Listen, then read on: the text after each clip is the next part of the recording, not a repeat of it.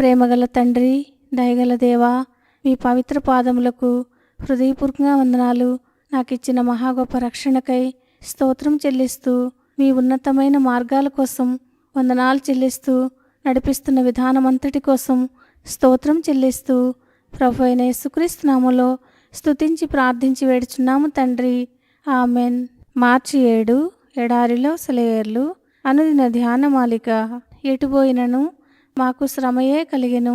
2 కొరింథీ 7వ అధ్యాయం 5వ వచనం. ఇలా మన మీద అంత కఠినంగాను, తెరిపి లేకుండాను ఒత్తిడి కలిగేలా దేవుడు ఎందుకు మనల్ని నడిపిస్తున్నాడు? ఎందుకంటే మొదటగా ఆయనకున్న శక్తి, మనపైనున్న కృప వెల్లడి కావడానికే. ఇలాంటి ఒత్తిడులు లేకపోతే ఆయన మనకింతగా తెలిసేవాడు కాదు. అయితే ఆయన శక్తిలోని మహాత్యం మనలో వెల్లడయ్యేలా ఆయన తన సంపదను మట్టి కుండలమైన మనలో దాచాడు. మనం ఎంతగా ఆయన మీద ఆధారపడాలో ఇది తెలియచేస్తున్నది. దేవుడు మనకి దీన్నే నిరంతరం నేర్పిస్తున్నాడు. మనల్ని పూర్తిగా తన చేతుల్లోకి తీసుకుని తన అధీనంలో ఉంచుకోవాలని ఆశిస్తున్నాడు.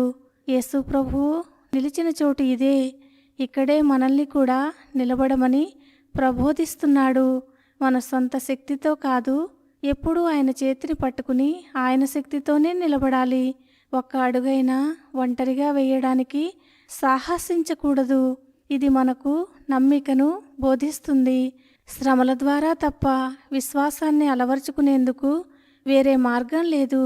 శ్రమలే దేవుని విశ్వాస పాఠశాలలు. జీవితంలో ఆడుతూ పాడుతూ సుఖించే కంటే దేవుని మీద ఆధారపడటం నేర్చుకోవడం మనకి మంచిది. ఒకసారి విశ్వాసాన్ని నేర్చుకున్నామంటే అది శాశ్వతమైన బహుమతి, కలకాలం నిలిచి ఉండే పెన్నిధి. నిరీక్షణ లేకుండా మనం సంపన్నులమైనప్పటికీ పేదవారమే. ఇతరులు పాడుతుంటే నేనెందుకు ఏడవాలి? శ్రమల లోతును కొలిచి చూడటానికి. ఇతరులు విశ్రమిస్తుంటే నేనెందుకు పనిచేయాలి? దేవుని ఆజ్ఞ మేరకు నీ బలాన్ని వెచ్చించడానికి. ఇతరులకు అన్నీ దొరుకుతుంటే నావెందుకు పోగొట్టుకోవాలి? పరాజయపు చేదును చవి చూడటానికి. అందమైనవన్నీ ఇతరులకి దక్కుతుంటే నాకు ఈ జీవితం ఏమిటి? నీ జీవితం ఎలా ఉంటే నిత్యత్వంలో వికసిస్తుందో దేవునికి తెలుసు. కాబట్టి దేవుడు ఈ మాటలను దీవించునుగాక. ఆమెన్.